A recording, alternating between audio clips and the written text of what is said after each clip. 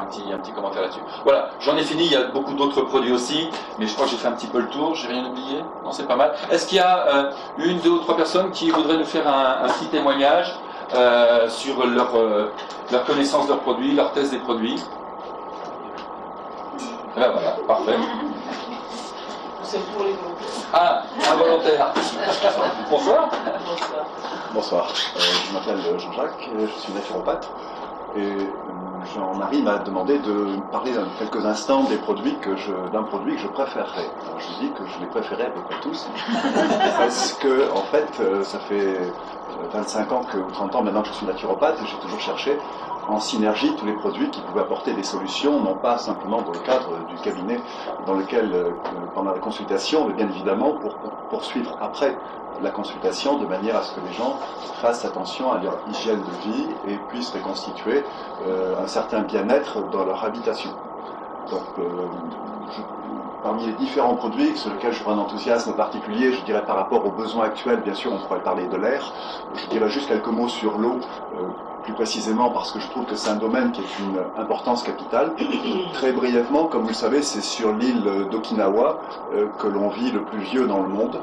Et lorsque les chercheurs japonais, dans les années 50, se sont demandé pourquoi, ils se sont rendus compte que sur cette île, non seulement les personnes avaient une alimentation saine, mais également ils bénéficiaient d'une eau qui avait des caractéristiques tout à fait particulières, puisque cette eau était filtrée par le corail de l'île, et que donc, grâce à ça, elle avait un pH qui était très alcalin, et en même temps, elle avait un potentiel antioxydant qui était très élevé, et en plus, grâce au corail de l'île, qu'on utilise d'ailleurs en thérapeutique maintenant, ce corail contenait des oligo-éléments qui étaient extrêmement précieux pour la reminéralisation et pour la nutrition de façon générale. Ces travaux japonais donc, ont permis de comprendre en fait que 90% des problèmes de santé sont liés à l'acidité du corps et à l'oxydation. Lorsqu'on regarde le pH urinaire, ce que vous pouvez faire très facilement pour vous, les personnes que vous connaissez, en utilisant des bandelettes qui permettent de tester le pH urinaire, on se rend compte que la plupart des personnes ont un pH très acide. Le pH normal c'est à peu près de 7 en ce qui concerne donc les urines, et la plupart des gens se situent aux alentours de 6, voire même de 5,5. Sans rentrer dans les détails, comme on mesure des concentrations logarithmiques, avoir un pH de 6, c'est être extrêmement acide. Les sources principales de l'acidité sont le terrain biologique auquel nous appartenons. Nous avons presque tous un tempérament bilieux, comme dirait Hippocrate. Donc déjà, notre terrain génère de l'acidité. Ensuite, il y a malheureusement la consommation d'aliments qui sont acides, tels que yaourt, vinaigre, tomates, soda, sucre, etc., qui sont totalement déconseillés. Après, il y a également des aliments qui sont acidifiants, indispensables à la vie, mais acidifiants, toutes les protéines et les céréales.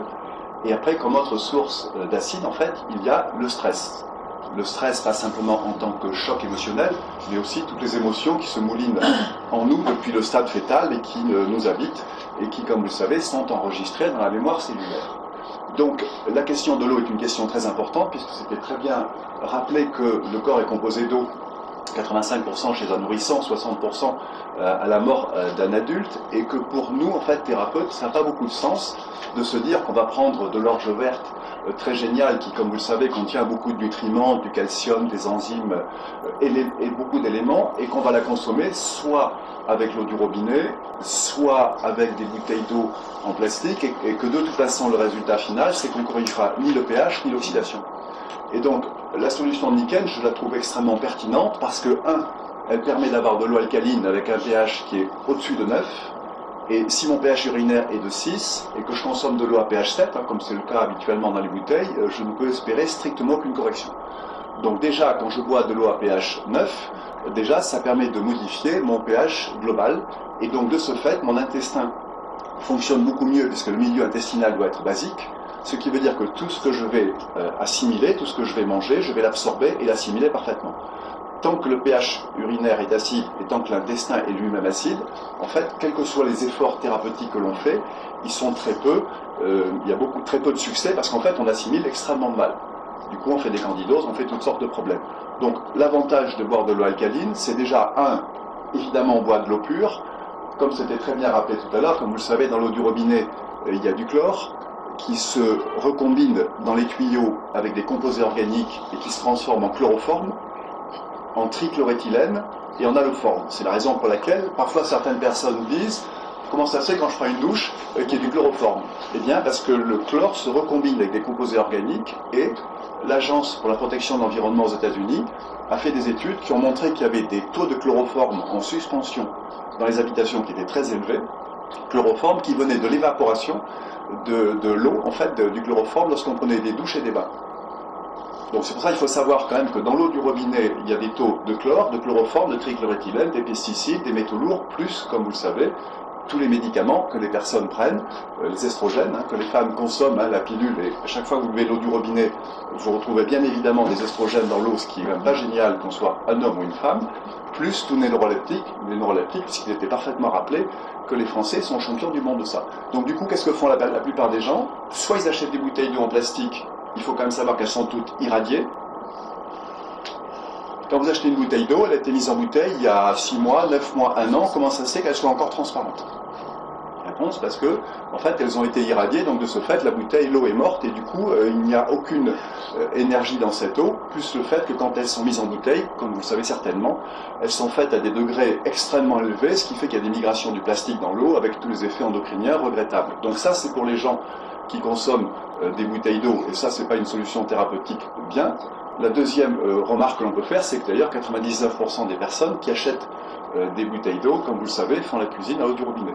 Ce qui veut dire que j'avale d'un côté ce que je voulais parler de l'autre, on cherche un petit peu la cohérence. Bien sûr, les personnes disent « Ah oui, mais ça coûte cher, etc. » Donc, effectivement, d'avoir une fontaine à domicile pour pouvoir filtrer l'eau, c'est génial, puisque ça donne 1, de l'eau pure, 2, de l'eau alcaline qui permet de corriger le terrain, et juste troisième facteur, qui est quand même la neutralisation des radicaux libres. Parce que l'eau nickel, elle n'est pas simplement pure, elle est aussi alcaline, c'est une eau qui est vivante, puisqu'elle est en contact avec des minéraux, exactement comme elle le serait si on était dans la nature et qu'on ramasse de l'eau en fait sur une source en fait tout à fait vivante. Mais juste un mot quand même pour dire que aussi, elle a l'avantage d'être antioxydante, et que, comme vous le savez, l'origine principale quand même des cancers, des maladies cardiovasculaires et du vieillissement, c'est la quantité de radicaux libres que le corps génère chaque jour. Et quand on boit de l'eau antioxydante qui a un potentiel d'environ moins 300 millivolts, c'est un potentiel qui est environ 6 fois plus puissant que la vitamine C, 6 fois plus fort que la vitamine C, puisque la vitamine C a un potentiel antioxydant de moins 50, et l'eau nickel a un potentiel antioxydant d'environ moins 300.